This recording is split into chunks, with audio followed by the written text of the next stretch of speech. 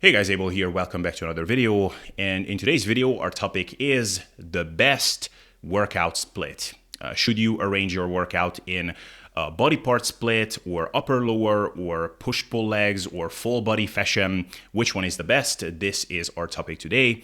I think it's a valuable thing to talk about because I know that especially for people that are somewhat newer to lifting, or maybe they just haven't completely geeked out on the science of lifting, this is often a source of stress or just something that they love to think about and overthink and as the opinions of other more experienced trainees about.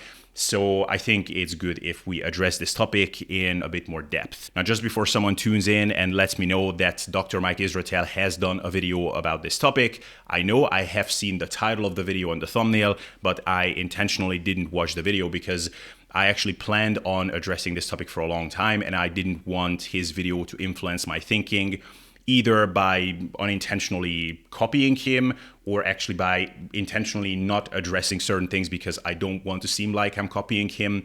So I want it to be completely unbiased. So I haven't seen that video. So if I'm copying him, just to let you know, it's not on purpose. Another small disclaimer that I want to make, or it's more like a plug, is that I'm actually writing a training book / ebook at the moment. I'm at the finishing stages, and this is going to be one of the topics that I'm addressing there, but I'm sort of spilling the beans here. But I will let you know when that happens. But let's jump into this topic and talk about training splits. So the first really important thing to address about this topic, I think, is that when it comes to the exact training split that you're following, it's really not the maker or breaker of your progress. Basically, your training split is just an organizational tool. It's basically the scheduling tool of your training. When it comes to your work, you have a weekly schedule. That's important, of course. Like, it helps a lot if you know exactly what's going to happen on Monday and on Wednesday. There will be deadlines. Maybe you have some kind of a productivity system that you've seen somewhere. It helps if you have that. But ultimately, when it comes down to what's going to determine how much money you will end up making, it's the actual work that you're doing, right? Do you have a well-paying job in the first place? Are you good at that job? These are the important things. Your schedule is basically just a facilitator of all of that. So similarly, in the case of training, the things that are actually going to determine how much muscle you will end up building are other things like training volume, training effort, exercise selection, training stress, and how well you are recovering from that, and these kinds of things. And then your training split is basically just an organizational tool of all of those things. Now, all of that is not to say that your training split is completely unimportant. Like, no, I mean, if you take the time to go to the gym and to train hard and all of these things, then you might as well think a bit about how you're going to arrange and distribute your training volume, your exercises, and all of those things. So let's talk a bit about what makes for a good training split. Like, what are the main characteristics that a training split should have so that we can say, okay, like this is well arranged, well organized, like this stuff is well put together. So the first things, very obviously, it all starts with logistics, okay? Like, you have to work with the realities of your life.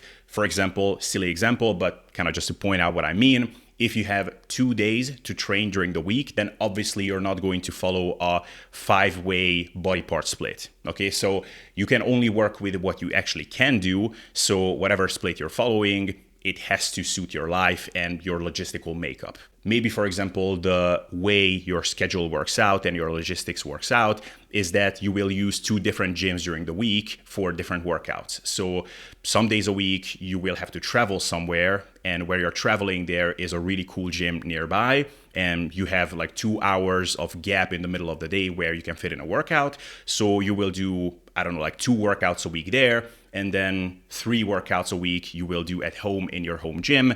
And your home gym consists of a squat rack, barbells, dumbbells, and some weight plates, and that's it.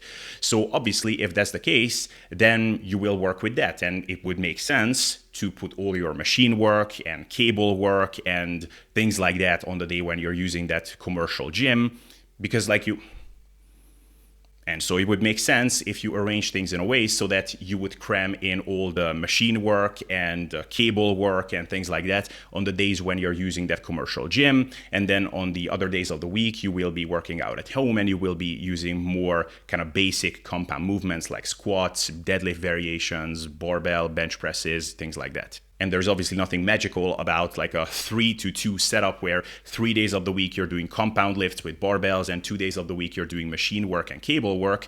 But if that's what your logistics dictates, then that's the best arrangement probably for you. The next thing is fatigue management, and basically how good are we at managing needless fatigue in the training sessions that we have. Now, needless fatigue is the key term here because obviously there will be fatigue in your training sessions and we cannot skip that. But are there sessions, for example, that are just way more disproportionately more fatiguing than other sessions? If that's the case, so some sessions are like super crushingly hard, and other sessions are like, well, man, like I don't even really feel like I worked out, then we have to have a good reason if that's going to be the case. All else being equal, the best thing is to have a relatively evenly distributed fatigue so that no session is way too easy and no session is way too hard. And it's not just about comfort or convenience, it's about actual optimality or optimizing. If you're really fatigued in a session, in the actual muscles that you want to train, you're acutely fatigued locally in the muscles, then that's going to limit your performance. It's actually going to limit your work output, you're going to be weaker, and that is ultimately, in the long term, most likely going to limit how much muscle you will build as well. Another thing is trackability, how easy it is to track your performance over time. You will kind of see how this plays out in practice, but some training arrangements are just inherently better for this. It's easier to actually track how well your lifts are improving over time.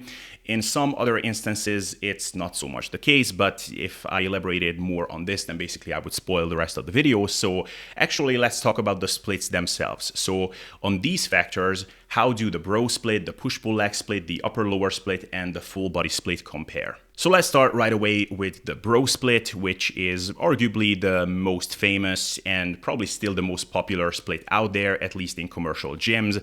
Most people that are not super well read and are not familiar with the latest research on training frequency probably are still going to be starting out with a body part split where Monday is chest and then Tuesday is arms and shoulders, Wednesday is legs, Thursday is back, and then Friday is whatever else that is left. The intention here at least is to train a muscle group once a week. So chest, you would be only hitting on Monday. Arms, you would only be hitting on Tuesday, let's say. In practice, what usually ends up happening is that you still end up hitting a muscle group unintentionally, at least multiple times a week, because you cannot not train your triceps if you have a chest day unless you only do chest flies.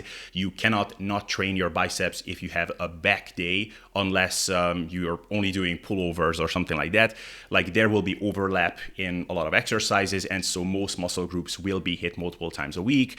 Some muscle groups will be actually closer to a true 1 time a week frequency. For example, chest, like if you're not doing some kind of a horizontal press, then you're not really going to be training your chest. Although again, if you're doing a pullover to some extent, that is also going to train your chest, even though the intention is to train your back with it. If you're doing even a pull down, to some extent is going to still involve the chest. But, very dedicated direct work is only going to occur 1 time a week for these muscle groups. So let's talk about the pros and cons. Let's start with the good stuff first. One of the main benefits of a bro split or body part split is that it's very straightforward. Like there is really not a lot of overthinking that can be done here. Basically, all you need is just knowing what exercises train a given muscle group and then having some minimal understanding of which exercises are better than others. But really, if you're just looking at how some really muscular people are training, then you're not going to be that far off. So for the chest, like barbell bench press, dumbbell bench press, some kind of a pec deck fly, and you're pretty much good to go. Of course, we can split hairs on, which presses are the best. Like, is a converging chest press machine better than a barbell bench press? But, again, these are not going to be the things that are going to determine whether you will have a great physique or a kind of shitty physique. But really, if you just know the basics, you will be largely good to go. And that's pretty much all you need to know to put together a bro split. With some of the other splits that we are going to be talking about, spoiler alert, I actually think that there is more potential to make them more optimal than a bro split. But there are considerably more ways to screw yourself up with those as well. And so there's also more room for overthinking as well. With the bro split, this is really not an issue. It's very straightforward. Another benefit of the bro split is that you can really satisfyingly completely exhaust and blast a muscle group on a given day. Like you go in there, you train your arms, like you're going to be having some crazy pumps in your arms, you're gonna feel like a god at the end of it, and it can be a really satisfying feeling. Like probably most of you have some kind of a favorite muscle group that you really like training. If you can dedicate a whole day to that muscle group, that's really awesome at times. Like the pump and the burn and that soreness that you get after that is just a really satisfying feeling. Another nice thing is that once you train the muscle group, you're really done with that muscle group for the week. That can be maybe a bad thing actually if you really like training that muscle group. Like I wish I could train my chest again later that week, but at the same time you no longer have to worry whether you will get in the required volume for that muscle group. Like for example, when you do very high frequency training where you do only a little bit of volume on each day, basically even though you already trained that muscle group on Monday, Tuesday and Wednesday at times, you're still not sure if you're actually gonna get in even 12 sets for that muscle group by the end of the week. Like if an unexpected business travel comes up on Friday, then 3 days are off from the gym and you're gonna be falling way short of the amount of volume that you need for that muscle group. With the bro split, that's really not an issue. Once you did your 10 sets for your shoulders, let's say on Tuesday, you don't need to worry about it anymore, and that's pretty cool. Another potentially beneficial thing about a bro split is that the risk of developing some kind of an overuse, like repetitive overuse injury is considerably lower because any given movement in your routine is going to be done so infrequently. So if you're only training your legs on Tuesday or Wednesday or whatever, and you're only squatting on that day, then yeah, it's very unlikely that all of a sudden you will develop some very annoying, like out of the blue type niggle in your knees, because there's that one day where you're training that muscle group with that particular movement pattern, and the rest of the week is there for you to just recover. So, I mean, you can almost injure yourself once a week and recover by the next week. With higher frequency training, I mean, this can actually be an issue, and I've definitely run into this problem with my knees, for example, like very frequent squat patterns that are repeated. If you have sensitive knees, yeah, like you have 3, 4 or more opportunities during the week to mess up your knees because you're doing those types of movements. I would say also if you have an injury and you want to work around that, it can be nice to have a lower training frequency because basically by blasting a muscle group with similar movements in one given session, you're basically using a pre-fatiguing training method. So what you're doing is by each subsequent exercise, you're getting more and more fatigued, weaker and weaker. Like by the time you're doing your third or fourth exercise, you will be too weak to hurt yourself, even if you're doing a barbell back squat or hack squat or something. Maybe if you did those hack squats fresh, then either you would have to use a lot of weight, which could mess up your knees if they are sensitive, or you have some kind of a pre-existing injury already, or you have to work around that, for example, by doing very high reps or very slow tempos, which can be brutal, pretty tough, like very, very taxing and draining, not a very pleasant experience. If you're already very fatigued in your quads because you already did, barbell squats and leg presses and leg extensions, then this is not going to be an issue because you cannot use very heavy weights even if you want to on those hack squats. So yeah, as you can see, there are lots of nice benefits to a bro split. It's not at all a useless split, even though many people in the evidence-based fitness world are viewing it that way. No, there are definitely benefits, but let's talk about some of the cons as well. So the weird thing about the bro split is that the things that are making it pleasant and nice to use, those are the same things that are kind of making it not so optimal in some ways.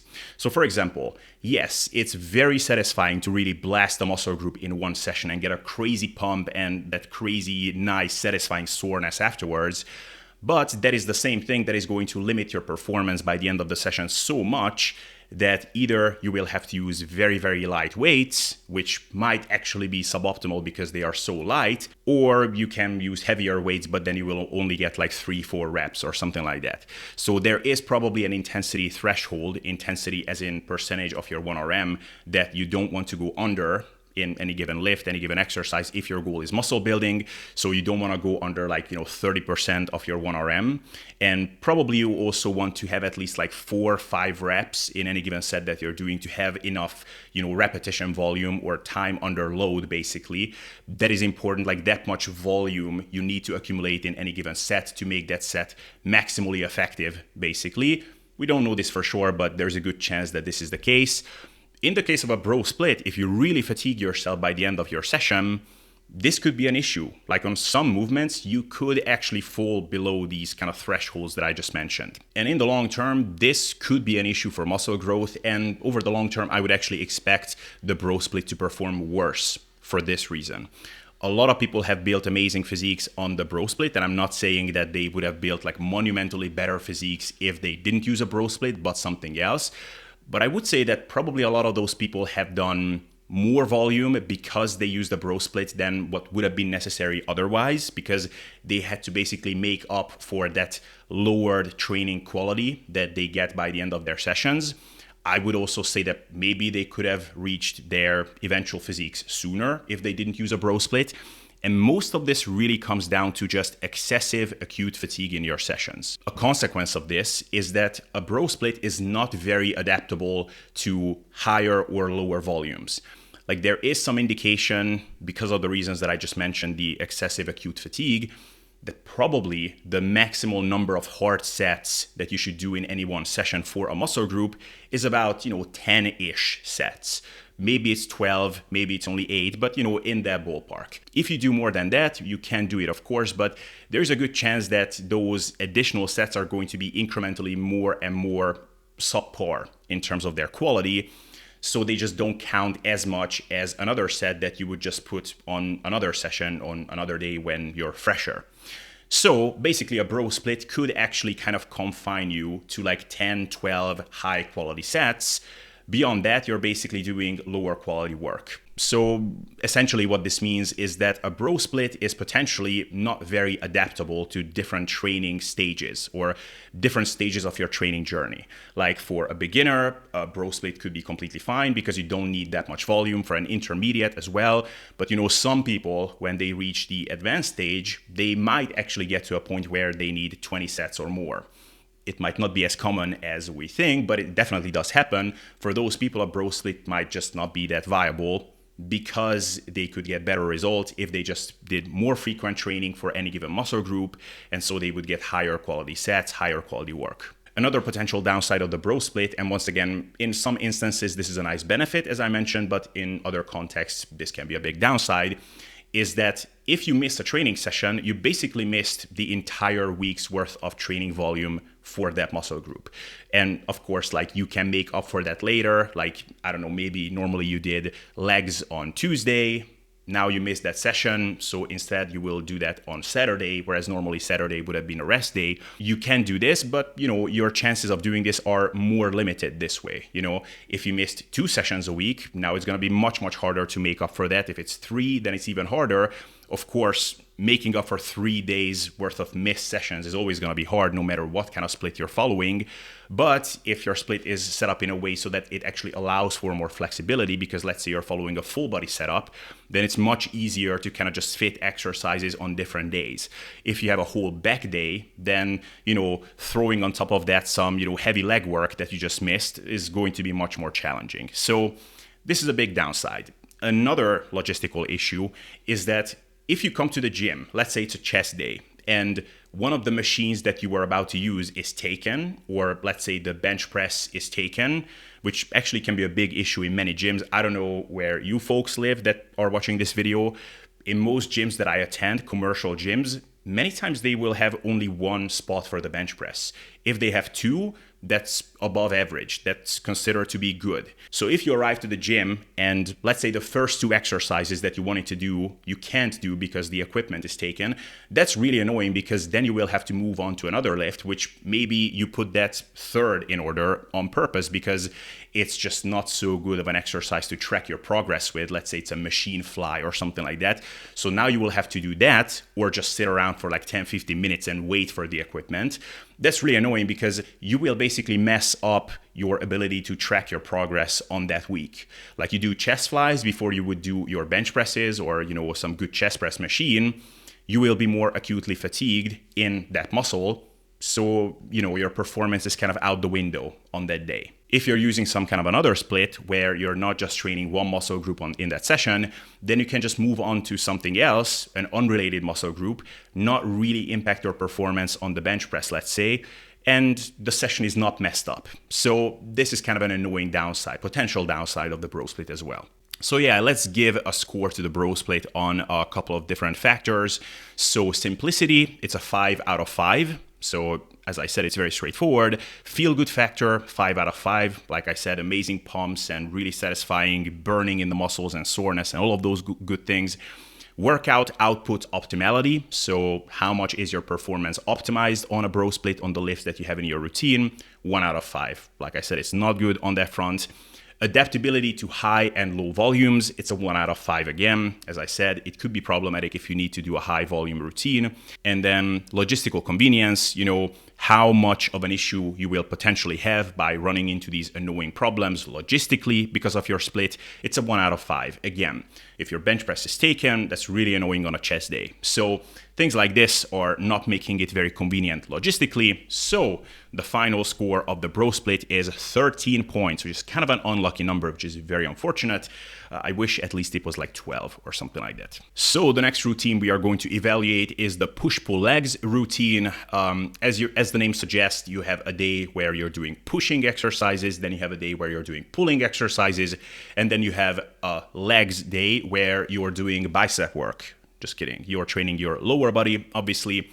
It's a pretty cool split. You can make it work with all kinds of schedules. You can have a 3-day split with it. So Monday push, Wednesday pull, Friday legs. So, still pretty low body part frequency. That way you can have a 6-day split. So push-pull legs, push-pull legs. You can even train 7 days a week. You can have 5-day splits. So it's pretty adaptable. And all in all, it's once again a pretty popular split. Lots of successful bodybuilders are using push-pull leg splits. So let's look at some of the pros and cons. So one of the pros of the push-pull leg split is actually pretty similar to the bro split. You can really blast a given muscle group, not quite as much as in the case of a body part split, but still, if you have a push day, then you're definitely going to have a lot of nice pumps and burns and soreness in your chest and also in your front delts, triceps, in all these exercises. There is a lot of overlap between these exercises as well. And all in all, I would say that a push-pull leg split is a nice middle ground for people that want to have some of the optimality of these more evidence-based kind of training principles,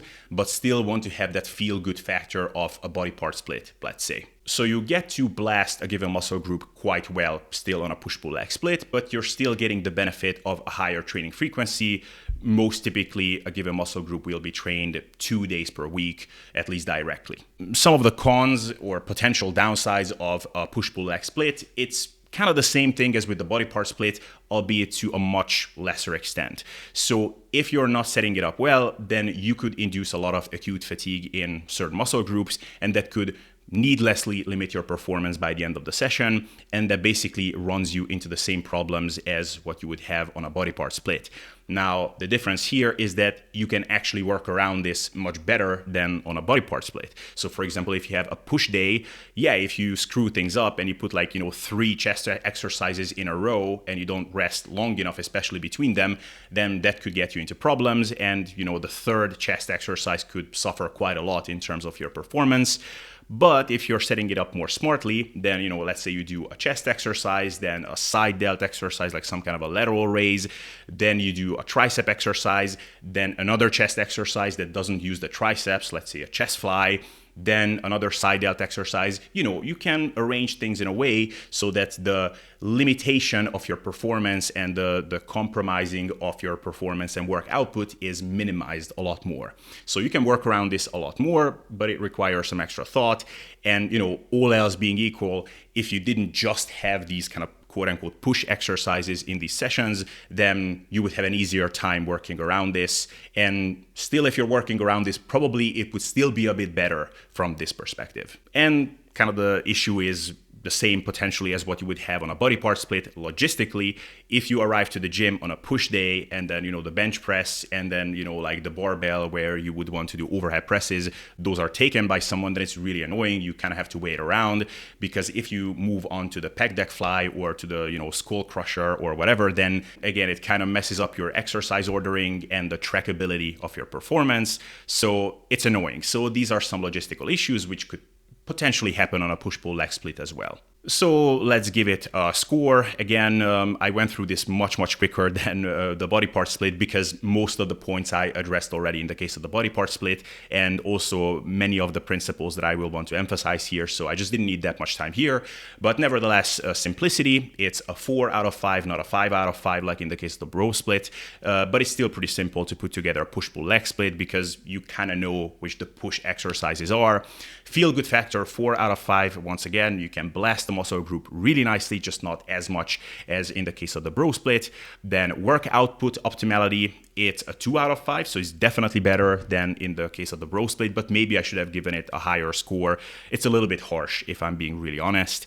Then adaptability to high and low training volumes, it's a 2 out of 5, so once again a step up from the bro split. And then logistical convenience, 2 out of 5. So all in all, it's just better on all fronts than the bro split, so it will get 14 points instead of 13. Okay, so the next split that we have here is the upper-lower split. Once again, a very popular split, especially in more modern times, I would say. It's kind of viewed as one of the more kind of evidence-based splits and training arrangements, and I would say for a good reason. Like the upper-lower split is just a very intelligent way of setting things up, because on upper days, you're training your biceps only, on lower days, you're training your triceps only.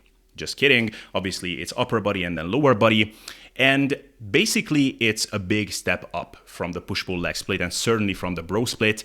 It has numerous benefits that those other splits don't have. For example, the door just opens up to a lot higher training volumes if you need them. So, you can potentially train your upper body 3 days a week, even 4 days a week, depending on how you set things up. So if you need even, like let's say 40 sets a week, which you don't, spoiler alert, but if you did, you have 4 upper body sessions, you do 10 sets for a given muscle group, no problem, you can make it work.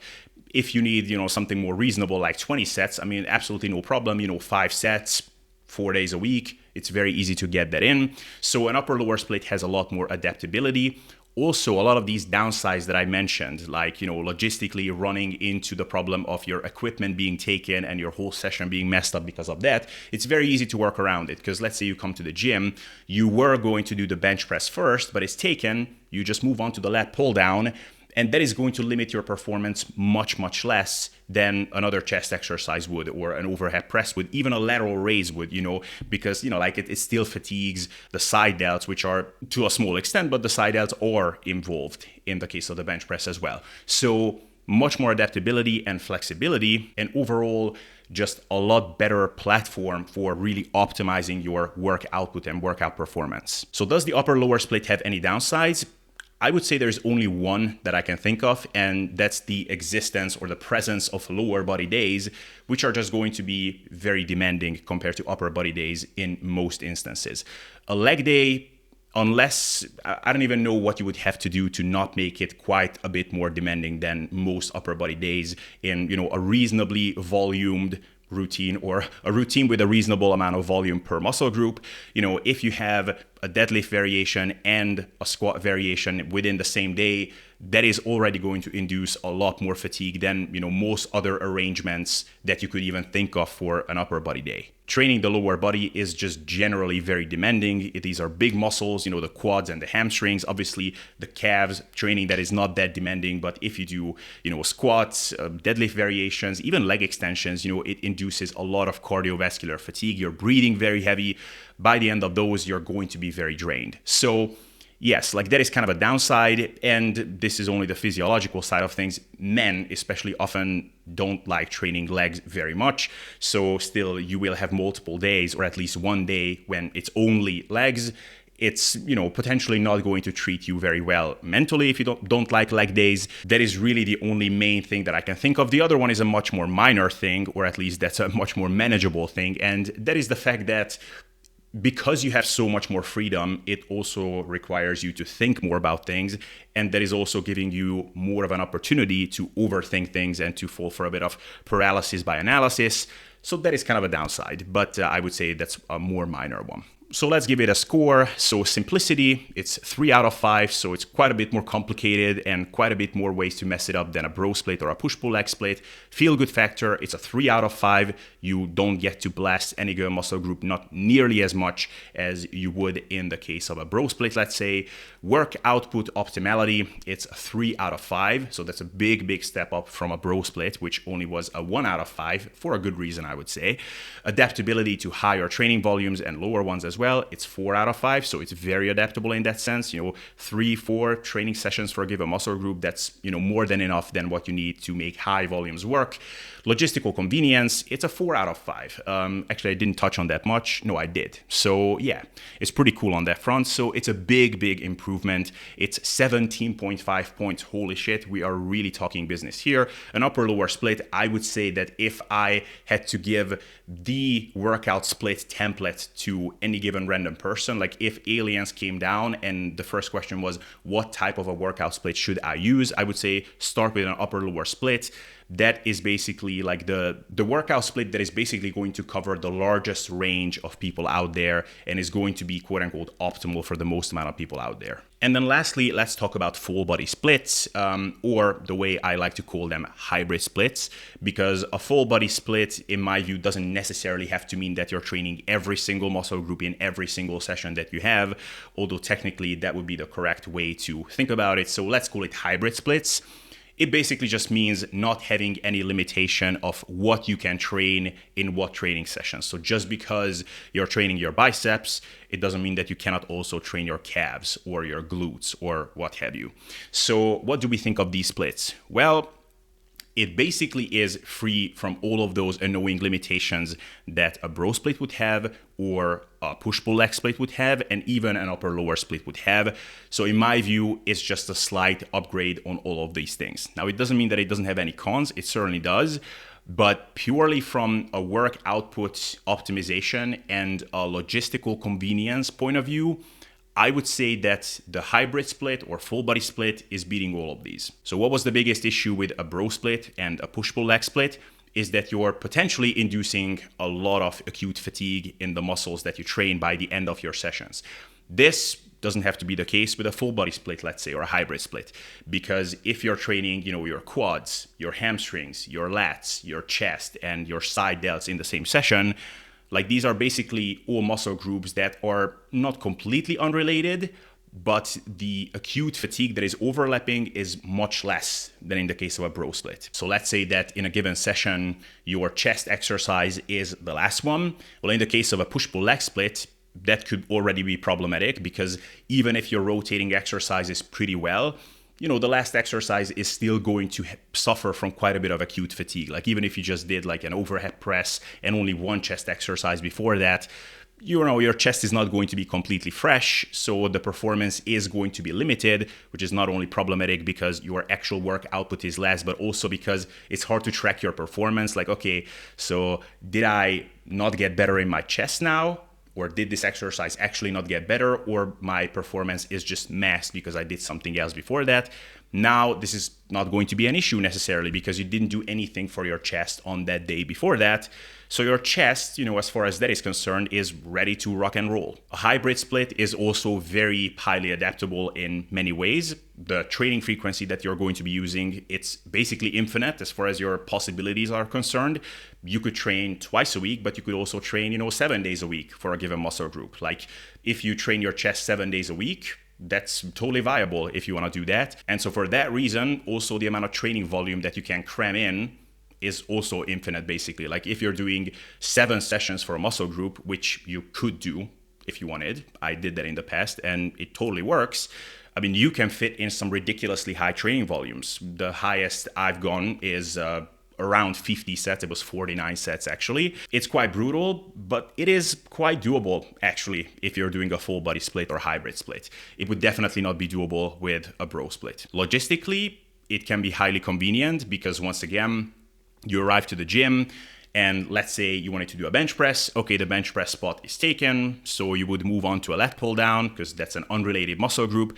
God damn it, the lat pull down is taken as well. Okay, so what should I do? All right, I'll do some cable lateral raises. Oh shit, that is taken as well. Man, so I have to wait around? No, because I can still do leg curls because that would be the next in order. Cool, I can do leg curls. And you know what? What if that is taken as well?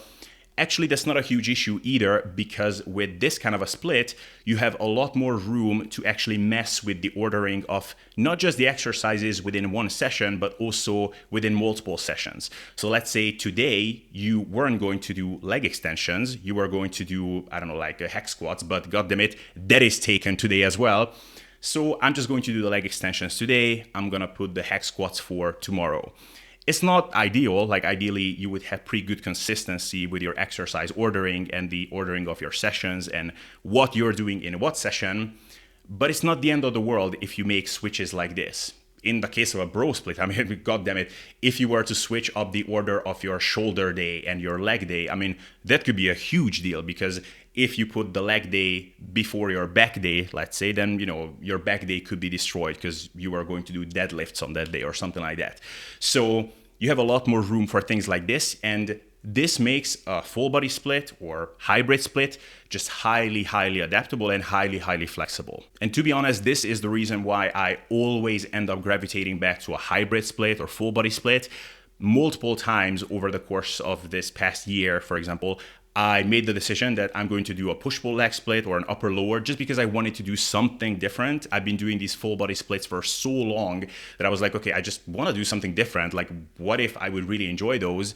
But because of these logistical issues and the lack of flexibility, I always end up going back to these full-body splits because they are just that much more convenient. Also, tracking your performance is very straightforward. And as a coach especially, this is a dream. Like, if I see that a person's bench press is not improving, then I know that, okay, like we have to do something about that bench press. And it's definitely a chest thing, or at least a bench press thing. It's not because like they did a chest press machine before or an overhead press before, which acutely limited their pressing strength. So, okay, so like, is it the bench press, or is it just that the overhead press is limiting them a lot within that session? I don't have these little dilemmas that I have to play with all the time. So as a coach, it's really, really nice when your client is using a split like this. It's making tracking a lot easier. So there are some very nice benefits to a hybrid split or full body split. Of course, there are some downsides as well. And I would say that the biggest downside is that you have basically infinite freedom. Like there is an infinite number of ways you could set up a full body split. And that is basically also giving you an infinite number of ways to screw it up. And at times actually screw it up really, really badly. I've seen some pretty funny setups out there. Now, you don't have to be an expert or a high-level expert, certainly, to make it like really viable. So you don't need to have a coach or even like an elaborate training manual to make this work for yourself, but you can definitely screw it up. So there are some kind of rules of thumb that I like to adhere to when putting together a full body split. Just a couple of like rules of thumb right now. 7 exercises per session. I like to make that the absolute limit. More typically, I like 5 or 6. That's much better. Only 1 compound lower body exercise per session. I like to limit things to that. It's not always possible, but many times it is. If possible, I like to have only 1 exercise for 1 muscle group per session. And also, whenever possible, I like to limit 1 exercise to 3 or 4 sets per session. So basically, that is kind of the rule of thumb kind of collection that I have, which I use to then determine the training frequency. So I will try to set things up in a way so that all these things are possible to adhere to, like all of them. It's not always possible, but these are some pointers that I have. So yeah, I hope that those are all useful for you as well. So yeah, some other downsides potentially, if you're having a really high training frequency, that could be problematic from an overuse injury perspective. Like for me, for example, my knees are sensitive if I do a lot of squat patterns.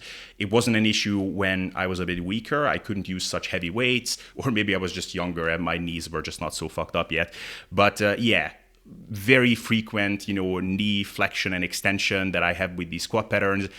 It just doesn't work well for me. So I try to limit my quad frequency, my quad training frequency to 2 times a week, most of the time.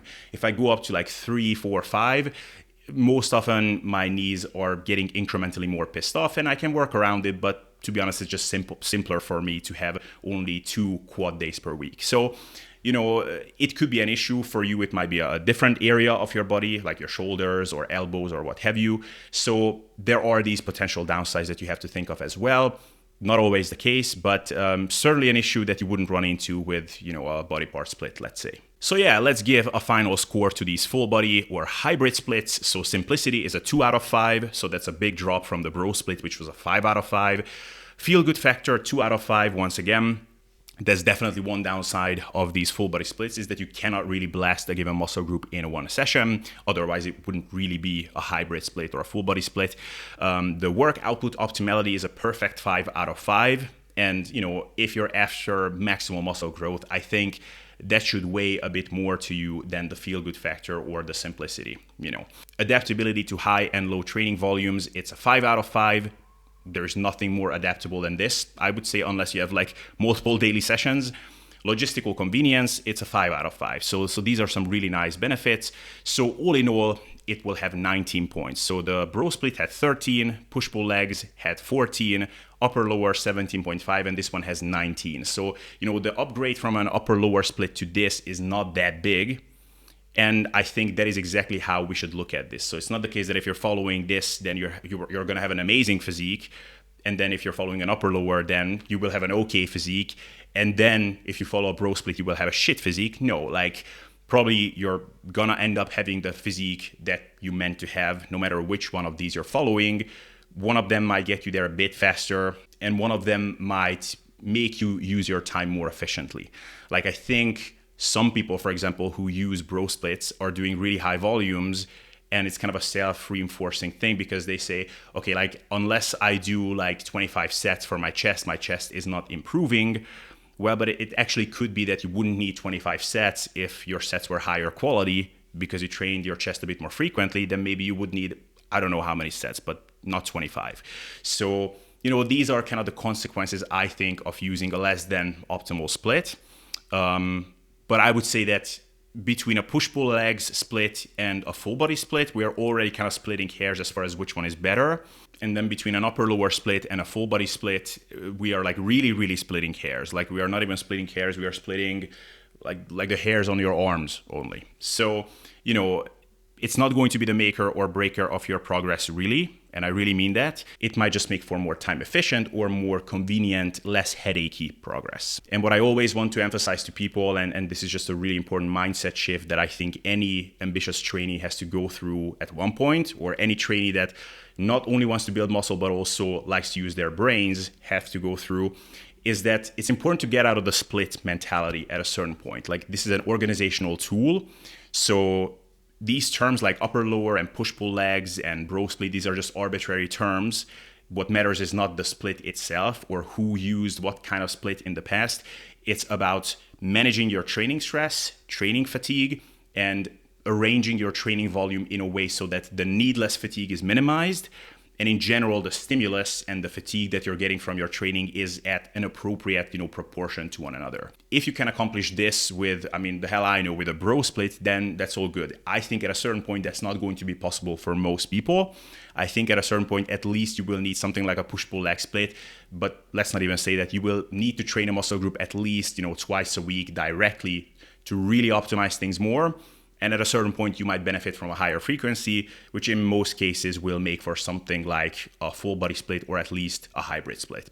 So that is really kind of the end of the video. There's really not that much more that I want to add here. And I will have a few more videos like this coming up. And I'm going to address basically some chapters that I have in the training book that I have coming up. Of course, there I will have even more details. So if you're curious, then be sure to check out that book when it's out. But I will let you know, of course. So yeah, that's pretty much all I wanted to say in this video. Let me know what you thought. If you have questions, please drop them down. Otherwise, subscribe and like the video, please, to support the channel. And if you would like to work together with me in a coach-client kind of format, or you want to do a consultation with me, then check out the description of the video. And with that, I will see you next time.